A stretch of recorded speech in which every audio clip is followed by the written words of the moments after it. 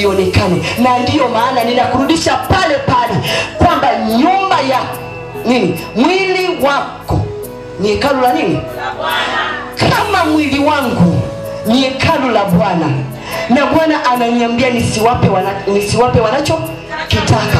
Kuna mtu anataka ulale, kuna mtu anataka usinzie, kuna mtu anataka wewe ni mtu wa kutangatanga, kuna mtu anataka wewe ni mtu wa kuharibikiwa, kuna mtu anataka wewe ni mtu wa kulia tu, kuna mtu anataka kuone wewe unatangatanga tu. Leo mkatalie, usimpe kile anachokitaka.